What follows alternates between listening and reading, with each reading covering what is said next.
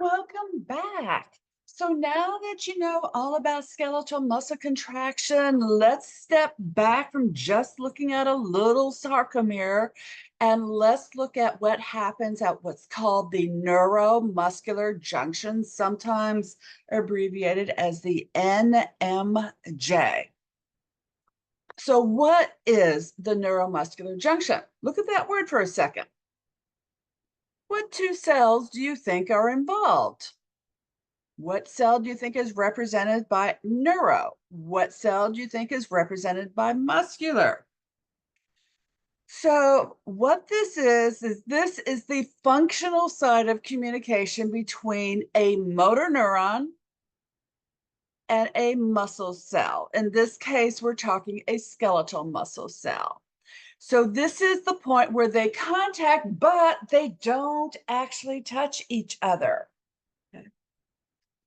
So here is a drawing of what a neuromuscular junction would look like. And let me go through the parts of it with you. Up here in yellow, this would be the neuron, specifically a motor neuron, because we're going to have muscle contraction. The axon is coming down here. So this is the axon terminal, and this is the very end of the axon terminal. And you can see there's mitochondria in it, and there are some vesicles in it. And we'll come back and talk about those in a moment. So that makes this pink cell the skeletal muscle cell. So the surface of that, the plasma membrane, would be the sarcolemma. And then these yellow structures going deep would be T-tubules. These orange structures would be mitochondria. As you can see, there's lots of them.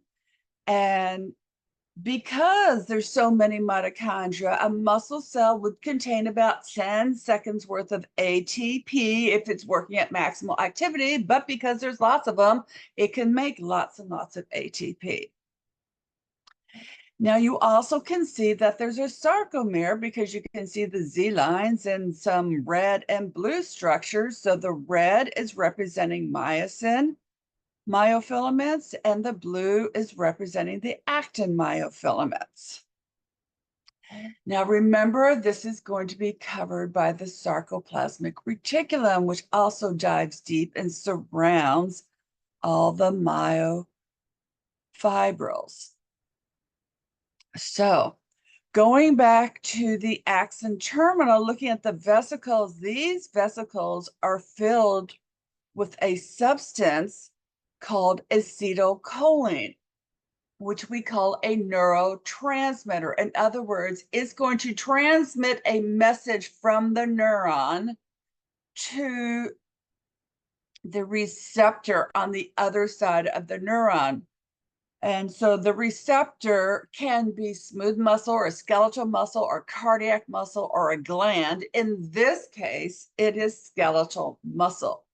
And so acetylcholine, for this purpose, I have abbreviated the way acetylcholine is always abbreviated, which is a capital A, a capital C, and a lowercase h. So acetylcholine is what is in this vesicle. And as you can see, some of these vesicles have fused with the plasma membrane of the neuron, and through exocytosis, they are releasing their contents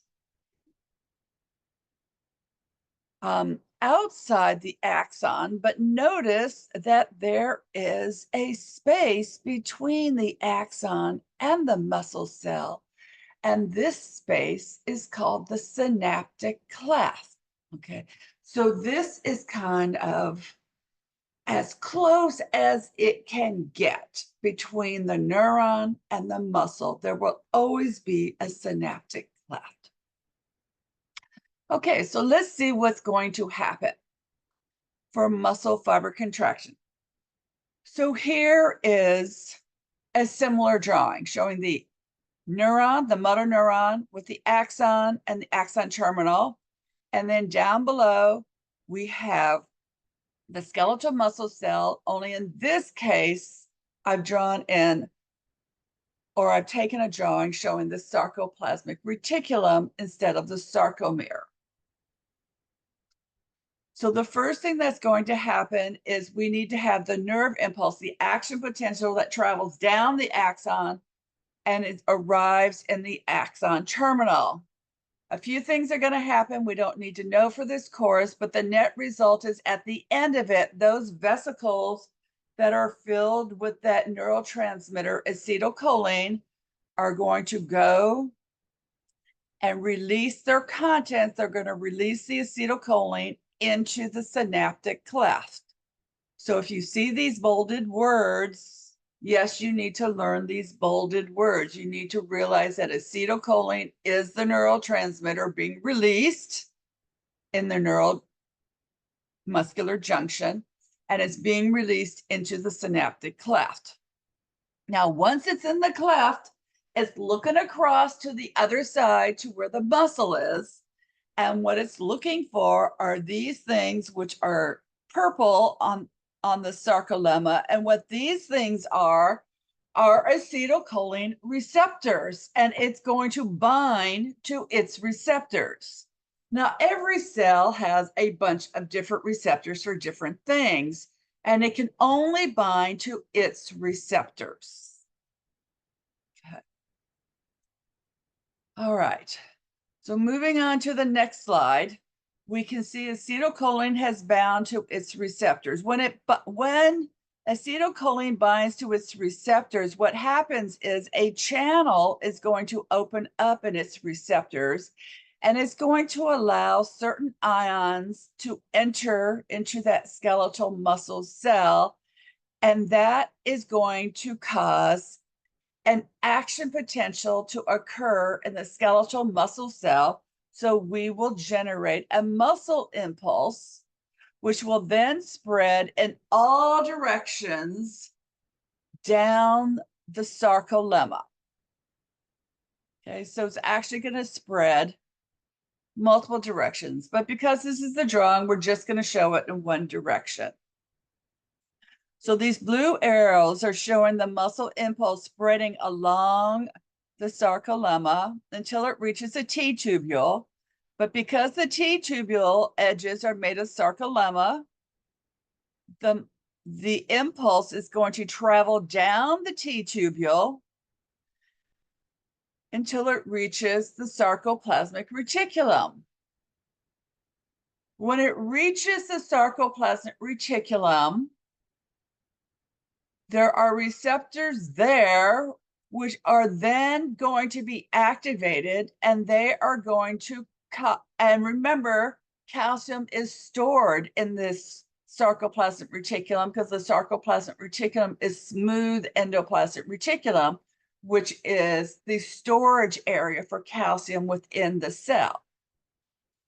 So when this impulse reaches the sarcoplasmic reticulum, it's going to cause calcium to be released from the sarcoplasmic reticulum.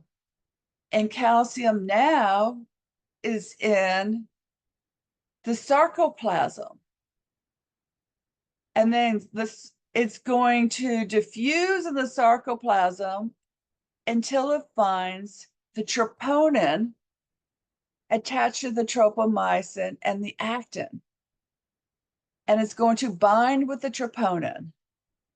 And as we know, when it binds to troponin, it's going to pull the tropomyosin, causing a shift in it, which is going to expose the binding sites on the actin,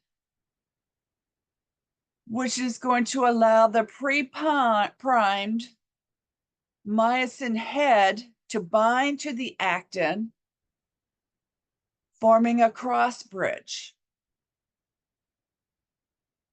And that's going to allow a power stroke.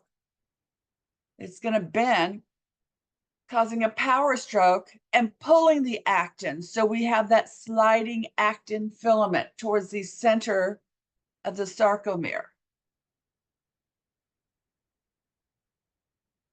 Now the myosin and the actin are going to stay in that cross bridge. but that ATP energy has been used. So then what's going to happen is the calcium unbinds from the troponin. It's going to return back to the sarcoplasmic reticulum. It's just going to diffuse back. A new ATP is going to bind to the head of the myosin, and that's going to, and it breaks down to ADP and inorganic phosphate. And the binding of the new ATP is going to cause it to break the cross bridge, change the shape, detach, and now it's primed. So as long as impulses keep on traveling, as long as we have more calcium, as long as we have more ATP, as long as there's more acetylcholine binding here, so there's more impulses, so there's more calcium, and there's more ATP binding, then this muscle fiber is going to keep on shortening, because this cycle will keep on going again and again and again. So if you need to, go back a few slides, listen to this part again. When you think you've got it, go to the next slide. Here, it's all on one picture. There are numbers 1, 2, 3, 4, 5 to try to keep you in the correct order. There's a few words to try to help you talk yourself through this process. Make sure you understand this process. If you don't, talk to me, talk to our tutor in the Learning Center. Just stick with the basics as I have talked to it. If you're going on into nursing school, when you take anatomy and physiology, we'll be adding more detail to it. Just stick with the basics for this class as I've taught it. Thank you so much for your work. And I will see you as we move on and talk about energy sources, which allow us to do this muscle contraction.